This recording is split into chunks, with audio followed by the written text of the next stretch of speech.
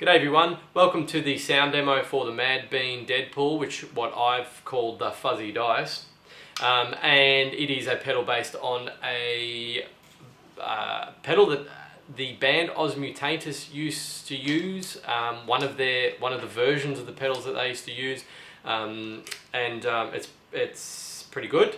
I'm going to do this a little bit differently because I thought this might be beneficial, might help you understand what the dials are actually doing. I did mention in the sound demo, the build report, what the dials were doing in a brief sort of manner, and I would suggest going to the build doc and bringing that up on your screen as I'm doing the first part of the sound demo, because I'm actually going to be commenting and demonstrating what these switches do. So for instance, with the body switch, which will probably be the first one that I cover in the sound demo, I'll show you the difference between the two, and then you can equate that to what's actually happening on the input here. So when I say off, that switch is open, and you can see what my signal sounds like when it goes through the 4.7 nanofarad capacitor, and then when I close it, and that is being bypassed, the 4.7 nanofarad capacitor is being bypassed because you've just got a direct link here. So the signal doesn't go through the resistance of the capacitor. The capacitor resistors your AC signal. It goes, that's too hard. It always takes the path of least resistance, and it goes around it, totally bypasses it, and goes through the 10 microfarad capacitor instead. You're going to hear that. And you're going to know when it's on and off because I've written it on the actual pedal. So that's just an example, and we'll do that right now. Bring up the schematic and let's have a listen to it. I think this is going to be of greater value to you because you're going to be able to see exactly what that switch is doing when it's on and off. You can kind of work it out from the sound, which is exactly what I'm going to be doing. I mean, I'm using what I know about pedals, and when I hit that switch to work out when it's on and off. So yeah, I think it's just going to be of better value to in a learning capacity. Rocking a bit. One of the feet must be a little bit off.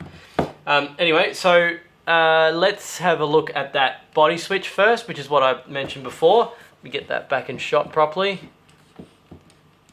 So at the moment, the switch is on, which means it's bypassing the 4.7 nanofarad capacitor, which means it should be a more bassy signal than when I switch it off.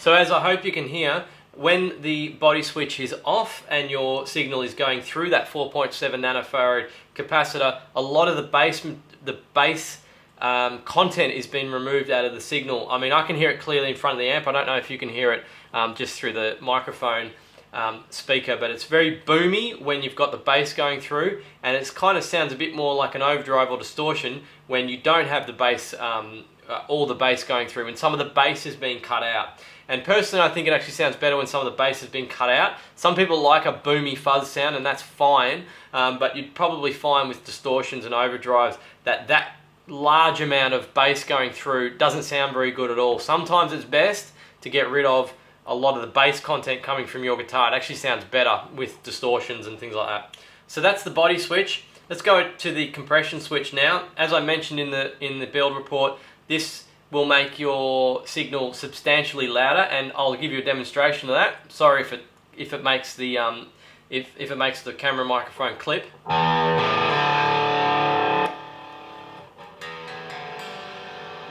You can see how the level of the guitar signal goes down a lot. This is because a lot of your signal, I don't know if you can see that in the video. If you go to the schematic, you see where the compression switch is. a lot of your signal, once that is connected, will go towards ground through the diodes instead of towards the output. So that's why the signal is louder when it's off. So as you can see, when it's on, just as I did just before, when it's on, there's substantially less signal than when it's off. And as you can also see, there's a fat switch in the diode with the diode pair, and sorry, not a switch, a dial.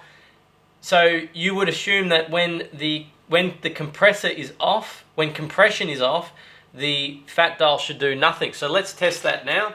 So compression is off, and the fat dial does absolutely nothing, which is what it should do because it's not actually connected in this circuit whatsoever. It's totally disconnected. It should have no effect, and that's exactly what it does. So let's turn it on and see what that fat dial actually does.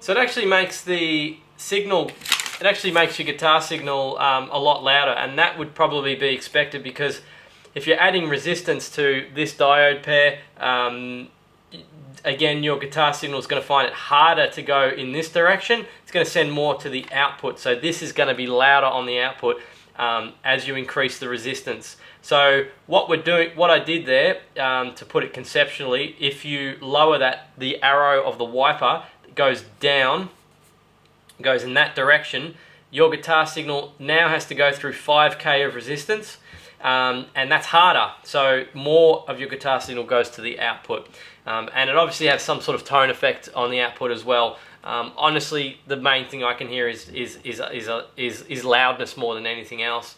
So you could actually do that if you wanted to make, for instance, a overdrive or a distortion, and you didn't want all of your, because a lot of your guitar signal often gets, your guitar signal ends up a lot quieter when you add diodes. Particularly if you've got a lot of diodes, you could put a trim pot on there just to bring the guitar level back up again.